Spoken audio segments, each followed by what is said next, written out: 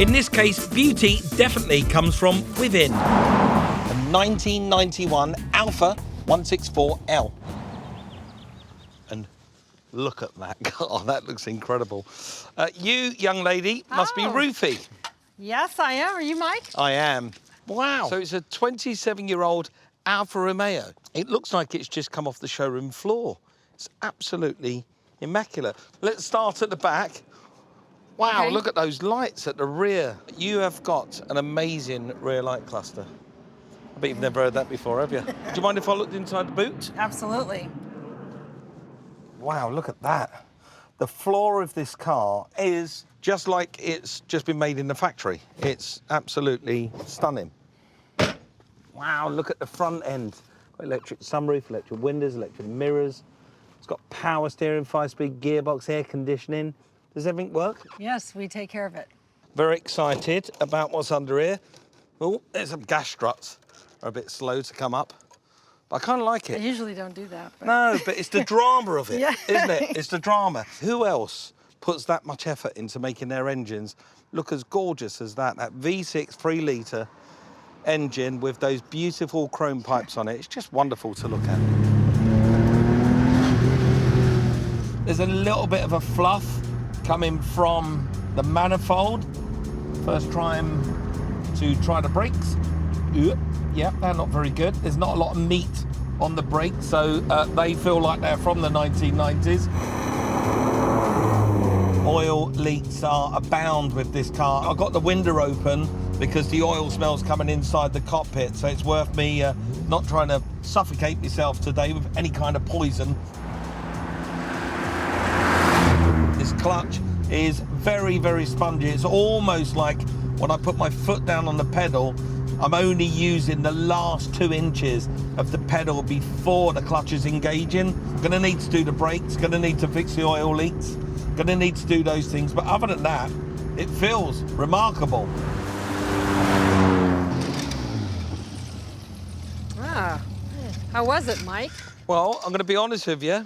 Good news is you have the most bellissimo Alfa Romeo 164. She's a good car. The bad news is the engine, unfortunately, the leaks are evident on that engine. It becomes more prominent when you're driving the car. The clutch is shot in the car. It's over revving and the clutch is slipping. And the brakes are awful. I don't know if it's the oil that's getting down into the brakes and making them bad, but what would be the best you'd take for it? 3,500. 3,500? Yes. That's very nice, thank you. I'm just worried that it's going to cost more than $1,000 to do the work on that engine. I'll tell you what, $3,000 cash in the pocket today, right now. Right now. Okay, $3,000. Yes? Oh, fantastic. Well done, Ruthie. That's a great deal. Woo! This is ours. It's an Alfa 164 all the way back from 1991. How cool is that? It's awful. It's not. It's a beautiful car. And, believe it or not, for a great big saloon car like this, it's got a stick in it. It's a driver's car. All right, so it's a manual, but other than that, it's ugly. We can turn it into a beautiful Swan without much work. Just look how straight it is. And do you know what? I think people would be really annoyed you said that, because this car was designed by the Pininfarina studio, the people that did Ferraris. Yeah, they must have done it on a Monday morning with the work experience kids after a very, very, very heavy office party, because it looks like a Montego. I think you're right.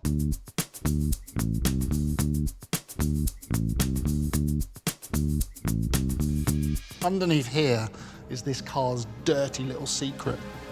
Oh, that is painful. There's no doubt about it, the V6 is a good-looking motor.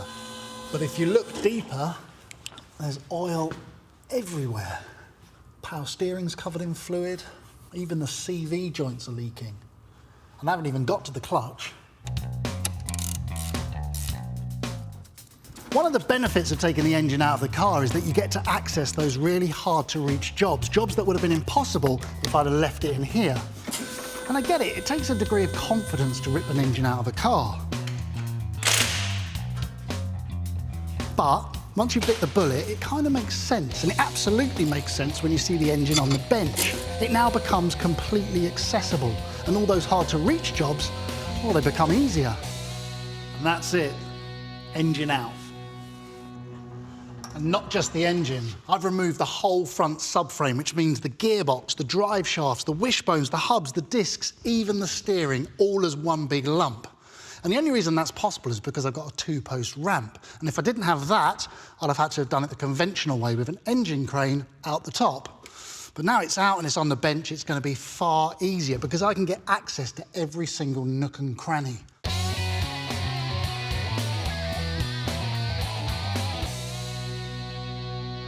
I'm going to start by removing these drive shafts. And lastly, the clutch. Now I can see straight away that the friction plate part of the clutch is completely worn away. So it feels really thin as well. I reckon we got this just in time. Now before I put the new one in, I'm going to remove that flywheel. A clutch is a device that connects two rotating shafts. In our car, it joins the crankshaft to the drive shaft via friction plates. Car clutches are designed to slip slightly to aid the smooth transmission of power, and the friction plate takes all of the abuse in harnessing that power. As a result of constantly pressing against the flywheel, it wears down and eventually it'll wear away. It has a lifespan. In our case, it's also become shiny and it's lost its friction. That was stubborn. I'm going to get this flywheel off to my friend's machine shop and get it resurfaced. I've got the flywheel back from the machine shop and it looks fantastic. If you look really closely, you can see the individual score lines. These are left by the milling machine that's taking the thinnest of surfaces off the top. And actually, if I feel it and look at it, it is now perfectly flat. And of course, it has to be because the friction plate, when it's fitted in the car, sits against it. And of course, all of that's rotating. And we actually got a little bit lucky with the flywheel because we've remachined it. And it's all about costs. Getting this machined was only $35. That's about 25 quid. And the alternative, if we had to buy a new flywheel, was $400, about £300. So the fact that we can reuse this is amazing.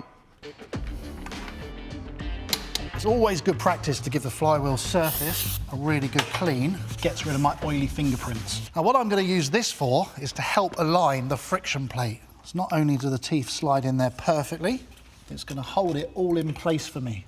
And that's really useful because it means that I can guarantee that I'm going to get the clutch in centrally and I'm not going to need 3 pairs of hands.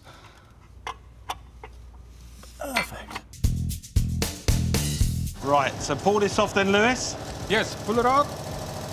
And oh, be careful with the oil. Oh yeah, look at that. Oh, it's leaking badly, look. Yeah. Okay, then we can use the pipe ratchet. Well done. It's easy when you got the right tools. When you got the right tools, of Yeah. course it's easy. Okay. Yeah, we've only been going at it for about half an hour, and you can see it takes a lot of engineering just to get to the bit that's leaking. The bit that's leaking is right inside the cylinder somewhere. Clean all the single parts that it came with it. Okay, all right, Okay. let's do that then. Yeah, I want it to look the best it can possibly be.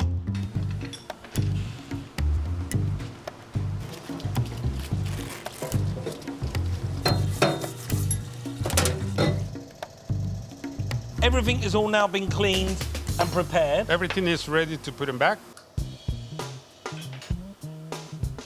It's on with the O-rings. We grease the rack and place it back into the assembly and insert the seals. Yes. Then finish the assembly.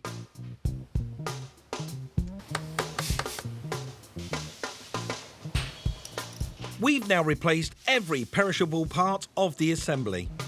So if anything we've done over there is wrong, it's going to show here. It's gonna blow out. Okay, well, let's hope it doesn't blow out. Well, let's go for it. Okay. So this is the moment of truth. Here we go. You see now the difference? You see? All right. It's nice and smooth. Nice and I'll smooth. tell you what, I can't see any oil anywhere. It's not No. leaking. We got the car for $3,000. The steering rack and banjo bolt, $387. Accessory belts, $92. Clutch kit and resurfacing flywheel, $269. Timing belt tensioner and water pump, $371. Starter motor, $111. Brakes and axle boots, $246. Exhaust, $380. Fuel injector wiring, $113. Radiator hoses and coolant, $91. Fuel pump, $152, which gives us $5,212. £4,000 in British money. And it took just 36 man-hours. Steve, thank you very much for coming down to meet me. Tell me just a little bit before I touch your car, because I think I might need a tetanus. Tell me a little bit about your Alfa 164. Well, I bought it very inexpensively, and it's been a real workhorse. You know, I've had to go up and down the coast for work. Well, that's your car, but now let me tell you about my car. Now you're seeing it in the flesh, what do you think? Oh, I love that car. When I found this car, the paintwork was all original, and it was like this. The car was garage. It's beautiful. My mechanic, he dropped the engine out and the front subframe, and he did a complete refresh. It's had new gaskets, new seals, new hoses, new clips, new everything. We've even put a new power steering pump in the car and refreshed the braking system as well. So anything that could possibly go wrong on this car in the future has all been negated. So this is trouble-free motoring for you. So what do you think? I love the car. I think I want to take it home. You do? Yeah, I do. Good. The price of the car, and I'm going to be quite firm with it, is $7,000. What do you reckon? Well, this has been a great car. I imagine there must be some sort of trade-in value. All right, you want to put this car in part exchange? Yeah. Yeah, I could do that deal. Tell you what, I'll do a deal with you. So I want 7,000. If I take a trade-in on your car, I need 7,500. I think I'll pass on that. You pass? Let's go for the 7. $7,000, All hold right. out your hand. See you later, Steve. Yeah, nice one. How cheeky. Thank you very much.